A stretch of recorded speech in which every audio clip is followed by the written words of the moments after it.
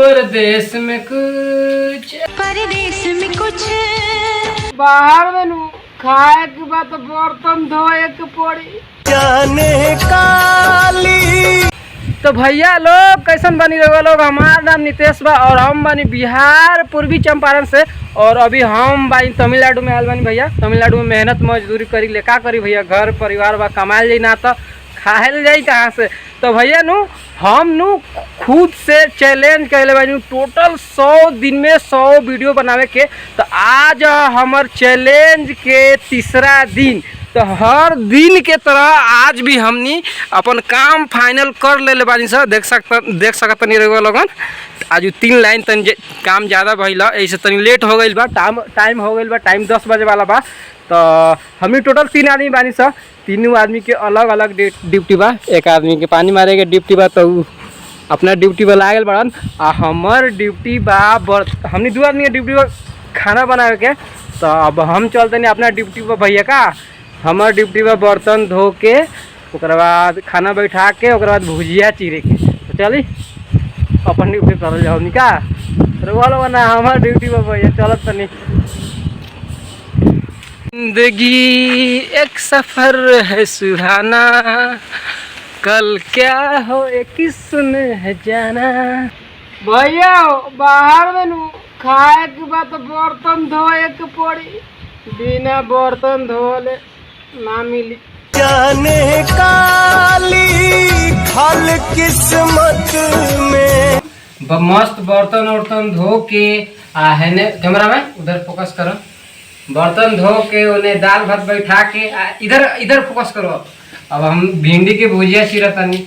हमें इतना ड्यूटी बा भैया रोज के, बर्तन धो के दाल भात बैठा के भुजिया चीर के तब के ना जाए के बा बाहर में खाना खाए के बा, भुजिया चीरे के पड़ी। परदेश में कुछ अच्छा न लगे, परदेश में कुछ अच्छा न लगे। भैया हम नु अपन ड्यूटी पूरा कर दिल बानी, भुजिया उजिया चीर लेनी। अब नु पूरा हाथ में सीमेंट उमेंट लागल बा। तो हम जा तनी नहाए, आ नहाए से पहले तनी दतवन के व्यवस्था करल जा।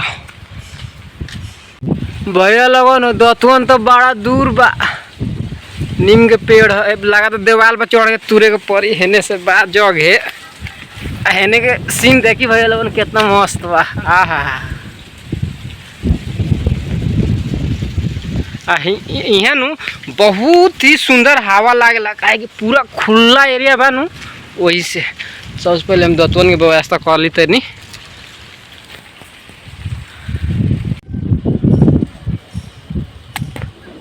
भैया बाहर में नु बेस्ट फ्रेंड भी बेस्ट दुश्मन हो जाला। घर के बाद कुछ और होला। बाहर में नु हिस्सा खोजेला था सब काम में, खाना बनावे में, काम में भी हिस्सा होला। लेकिन खाना बनावे में भी हिस्सा करेला सा, कोनो बर्तन धोई, ऐसे सब अलग अलग ड्यूटी दिया जाला। आ काम मजाल कि वो अपन ड्यूटी छोड़ के तोहर ड्यूटी कर देवे, चाहे खाना खाए में 12 बज जाए, 1 बज जाए, 2 बज जाए, मजाल लगी तोहर काम कर देवे। मतलब भाई लोग इतना हिस्सा होला। हेन खातिर की लोकेशन बड़ा मस्त बा। गेल नहीं कबो घूमे, लेकिन कबो जायल जाई। पूरा सरे बा आइयन बहुत मस्त एरिया बहुत रहेला। बहुत ही अच्छा जगह मिलल हमनी के। भैया हो अभी नु टाइम हो गल 12 बजे वाला बा दिन के। आजू नु बहुत दिन बाद फाइनली लोड डायल बा हमनी के। तो आजू कंपनी से बाहर जाए के मौका मिली, तो कुछ अलग ही दिखे के मिली आज वीडियो में।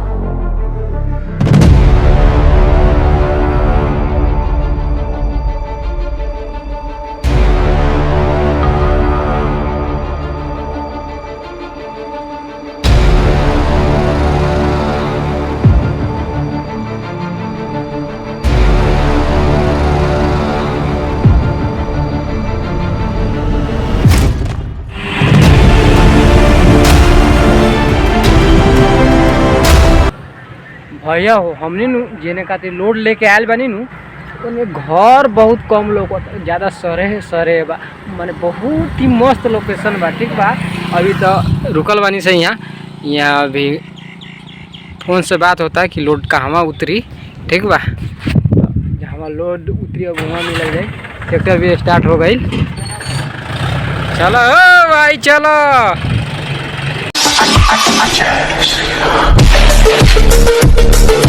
हमनी के नु फाइनली आ गए बानी सर वो जगह पर जहाँ लोड उतारे के बा, ही में उतारे के बा। एगो गाँव में आके पहुँच गए बानी सर हमने। गांव कुछ इस प्रकार बा, देख सकते नहीं रहे वाला का भैया कौन गांव है हो ये?